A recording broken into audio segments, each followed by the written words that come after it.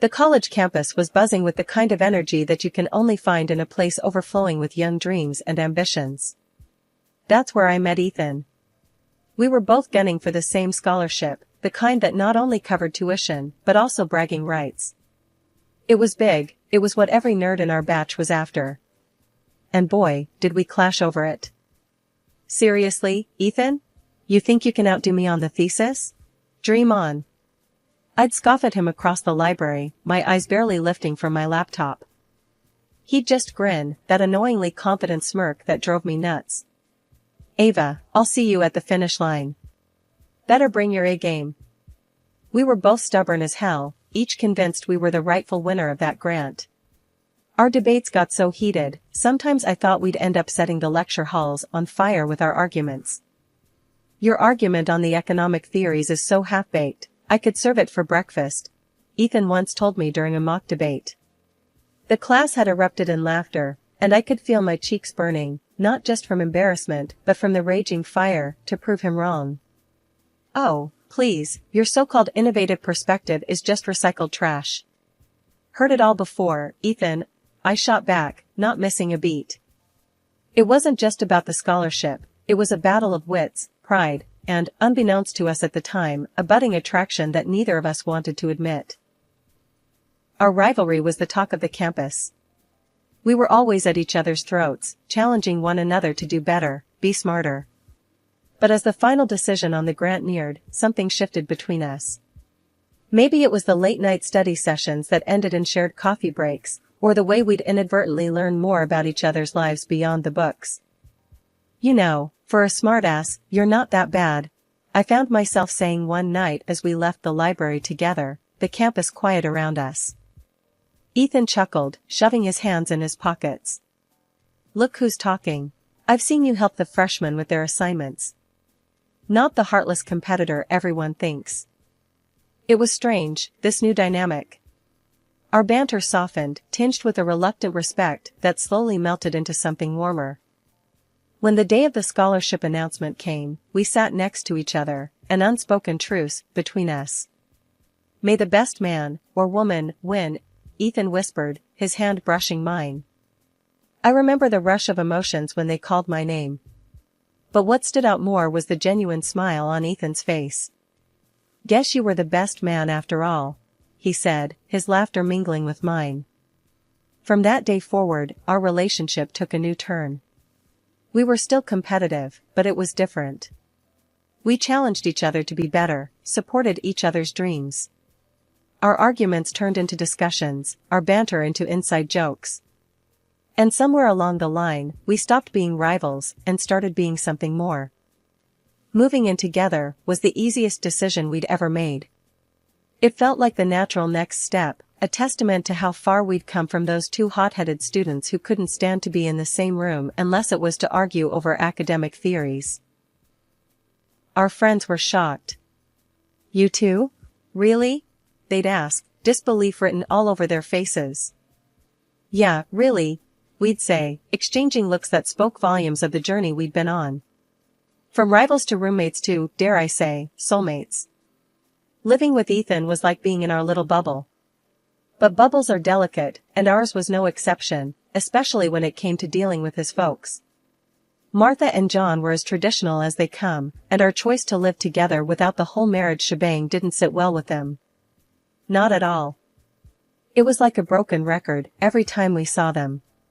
You're living in sin, Ava. It's not right. Martha would start, her tone laced with disappointment and a touch of scorn. She was a pro at guilt trips, making sure to sprinkle in stories of her own purity. John and I didn't even kiss until we were married. Can you imagine? I tried to keep my cool, respect was important to me, but boy, was it hard. Martha, times have changed. People don't wait for marriage to be together anymore. It's normal. Ethan stood by me, bless him, but it was like talking to a wall with them. John would chime in, voice heavy with this sense of betrayed values. We raised you better, Ethan. You're supposed to be a decent man, not swayed by this. That's what I was to them. Never Ava, always this, as if I were some bad influence instead of the person their son loved. Ethan tried to bridge the gap. Mom, Dad, I love Ava. We're happy.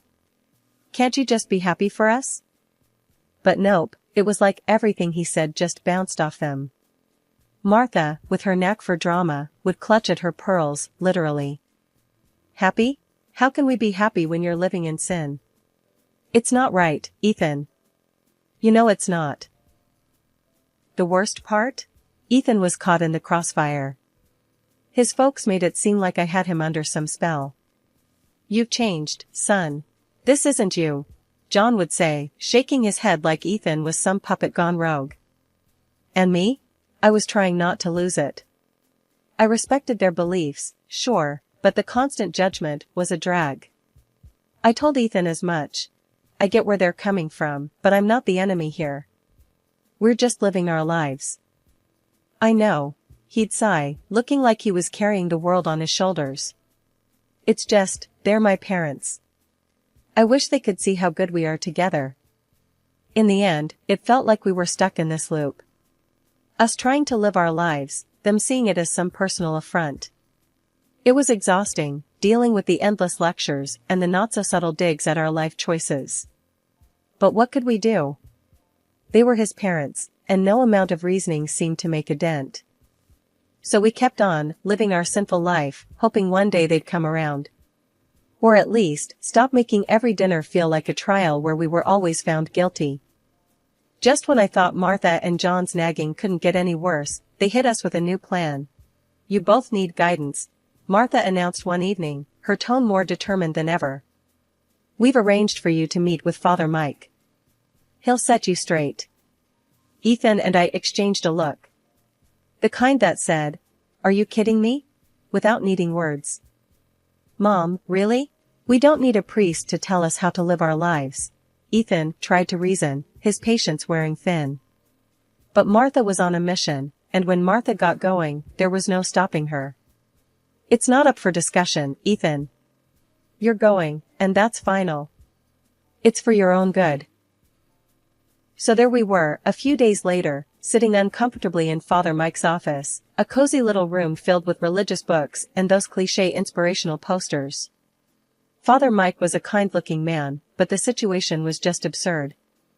Now, I understand there's some concern about your living arrangements? Father Mike began, peering over his glasses at us. I bit my tongue, really wanting to say something snarky, but managed to keep it civil. We're fine, really. It's just that Ethan's parents are a bit traditional. Father Mike nodded, as if this wasn't the first time he'd been dragged into a family squabble.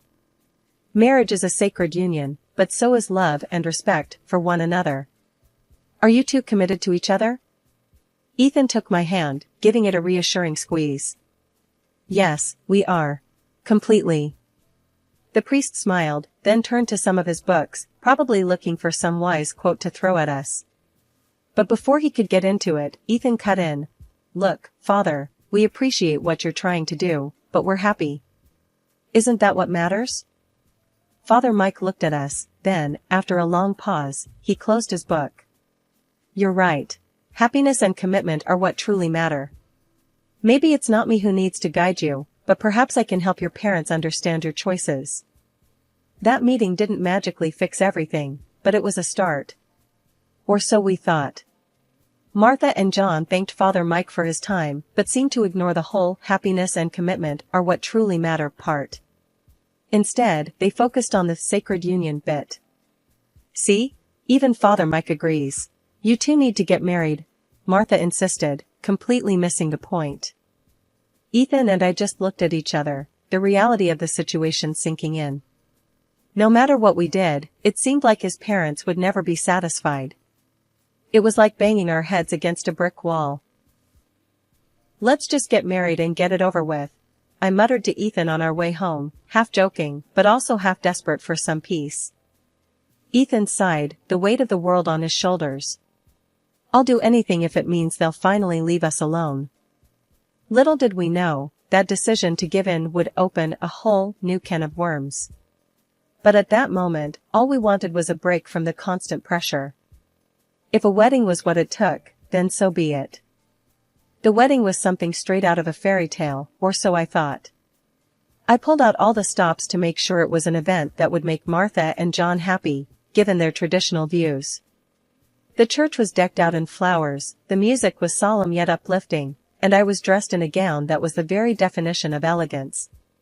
Even Martha, who could rival a statue when it came to showing emotions, shed a few tears during the ceremony. But, of course, there was a catch.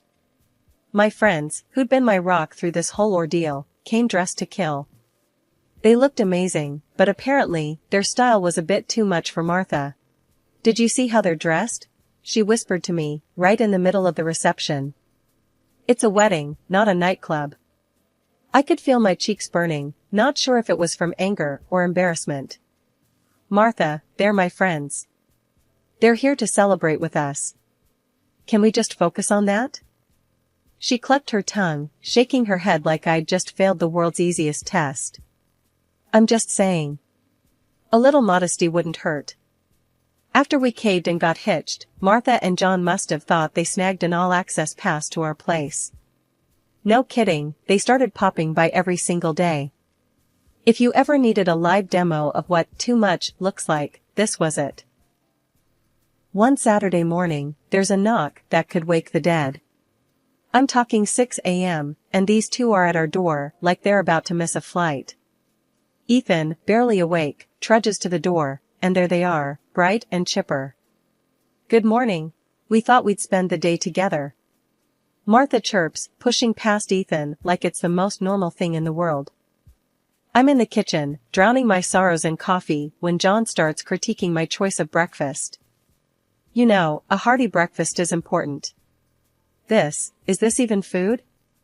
He's eyeballing my cereal like it's from another planet. "Eggs and bacon were fine for you, right?" I mutter under my breath, not in the mood to start my day off with a lecture on nutritional values.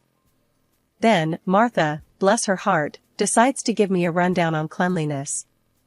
"Ava, dear, have you considered organizing your cupboards a bit more? And maybe using some coasters? Water rings on the table are such an eyesore." I'm biting my tongue so hard it's a miracle I still have it. Ethan sees me clenching my fists and jumps in. "Mom, Dad, you know, we really appreciate your visits, but maybe we could do with a bit of space?" You'd think he'd ask them to move to Mars by the looks on their faces. "Space? But we're family. We just want to be close to you too," John says, utterly baffled by the concept of personal boundaries. Martha's on the verge of tears now, playing the guilt card like a pro. "Do you not want us here? After everything we've done for you?" It's like walking on eggshells. You try to set some ground rules, and suddenly you're the villain in their soap opera. I hit my breaking point on a Thursday evening, the kind that started with the same old surprise visit from Martha and John and ended with me locking myself in the bathroom, just to get a minute of peace. "This has got to stop," I muttered to Ethan as we lay in bed, the moon casting a soft glow through our window. "Your folks are driving me nuts. It's like we're living in a reality show, but there's no escaping the cameras." Ethan, looking as worn out as I felt, let out a long sigh. "I know, babe. It's getting to me too. What do we do, though? They're my parents." But this is our home. We can't keep living like this," I shot back, my frustration bubbling over. "We need space. Real space. Maybe we should move. Like, actually move." Ethan propped himself up on one elbow, eyeing me like I'd just suggested we join the circus. "Move? Like, pack up everything and just go?" "Why not?" I was half serious, half desperate. "Your parents can't drop by if we're not here, right?" The idea seemed radical, even to me, but the more we talked about it, the less crazy it seemed. We started to imagine a life where dinner wasn't interrupted by unannounced visits or our weekends weren't planned around avoiding his parents. "Okay, let's say we do this. Where would we go?" Ethan asked, the gears in his head turning. "I don't know. Somewhere close enough to keep our jobs but far enough that it's not just a hop, skip, and a jump for your mom and dad," I suggested, warming to the idea. The decision felt right, almost liberating. We started house hunting online, looking for a place that could be our fresh start, far away from unannounced morning visits and constant criticism. It wasn't long before we found it, a cozy little house in a neighboring city. It was perfect, and the best part? I could buy it with the money I'd inherited from my grandmother. This wasn't just a new house, it was a statement. My money, my rules. A fresh slate on our terms. They're going to flip, Ethan said, dreading the conversation. Mom's going to think we're abandoning them. Maybe, I conceded, but we're not doing this to hurt them. We're doing it for us, for our sanity. They'll just have to understand. The conversation went as well as we'd feared. There were tears, accusations, and a lot of guilt being thrown around. But we stood our ground, knowing this was the right move for us. We did it, I said to Ethan as we signed the papers, the weight of the world lifting off our shoulders. The move was hectic, filled with boxes and goodbyes, and the promise of peace. We kept our jobs, commuting a bit further than before, but every mile was worth it for the tranquility that greeted us at the end of the day. Our new life in the neighboring city was everything we'd hoped for.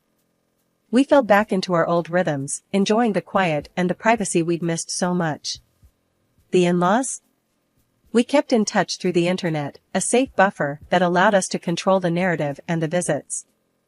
It was a compromise, but a necessary one. Our calls were polite, the conversations brief and infrequent, but it was enough to keep the peace. Just when Ethan and I thought we'd found our slice of peace in the new city, life decided to throw us a curveball. It was a quiet Sunday morning, the kind where you just want to laze around and enjoy the calm. That's when the doorbell rang, shattering the silence. Who could that be? I murmured, not expecting anyone. We weren't exactly social butterflies, especially not here, not yet. Ethan shrugged, equally puzzled, and strolled over to the door. When he opened it, his puzzled look morphed into outright disbelief.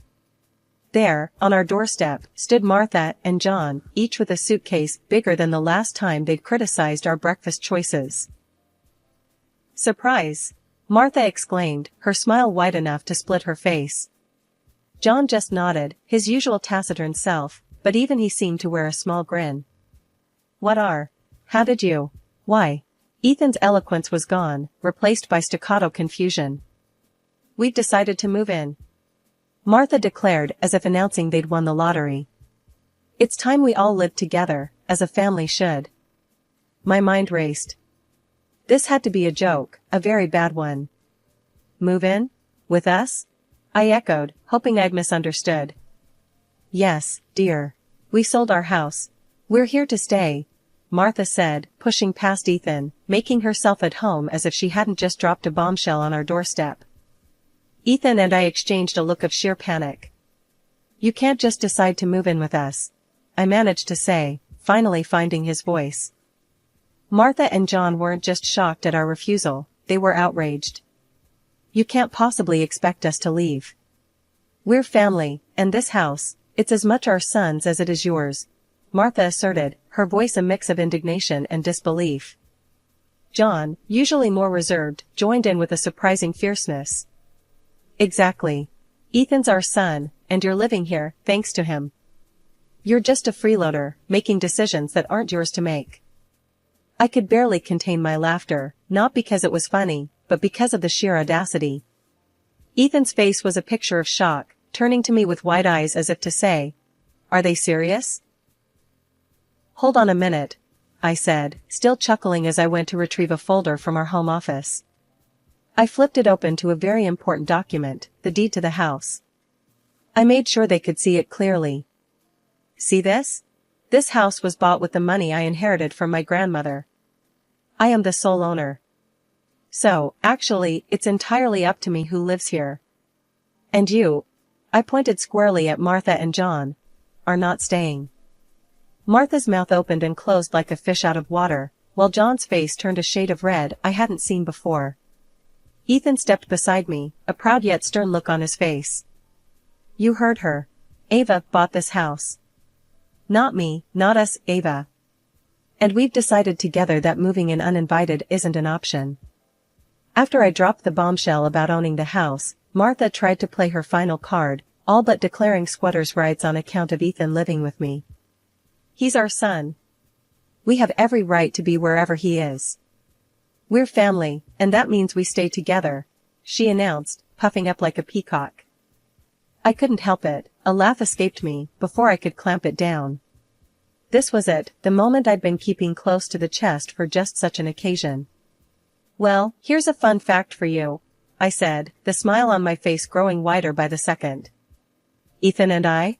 We're not actually married. Not legally, anyway. The wedding was for show, to get you off our backs about living in sin. The look on Martha and John's faces? Priceless. Like they'd swallowed lemons whole. What do you mean not married? That whole ceremony. Martha's voice trailed off, her brain unable to compute. Yep, a ceremony without the paperwork. So, technically, you're not my in-laws. And this, I gestured around, is my house. Ethan's just living with me. My rules, my decision who stays and who goes. John's face went through 50 shades of red, anger, and embarrassment battling for dominance. You can't just, that's not how things are done. Ethan stepped up then, his tone steady, but firm. Mom, Dad, I love Ava. And I'm tired, so tired, of the way you've treated us, her especially. We did what we had to live our lives on our terms. It's time you went home. Martha, not one to go down without a fight, turned her frustration into a weapon. Ethan, you listen here. You're going to leave this woman, and come with us. She's tricked you, manipulated you. But Ethan was unmovable, a rock in the storm. No, Mom. I'm staying. With Ava. I love her, even if we're not married by your standards. It's my life, our life, and it's time you respected that. The standoff in our living room was tense, a silent battle of wills. But in the end, Martha and John had no choice but to leave, their departure a mix of rage and disbelief. As the door closed behind them, the silence that settled was profound, a mix of relief and the sobering realization of the bridge we'd just burned. Ethan and I looked at each other, a single thought between us, no matter what, we were in this together. After Martha and John huffed out of our place, tails between their legs, word got around through the grapevine that their big move was all a bluff. They never sold their house, it was just a ploy to muscle in on us, thinking they could pull one over and make themselves comfy at our expense. Can you believe that? The nerve of some people. But hey, here we are, still in our own little slice of heaven, shaking our heads at the whole mess. Can you imagine if they actually had sold their house?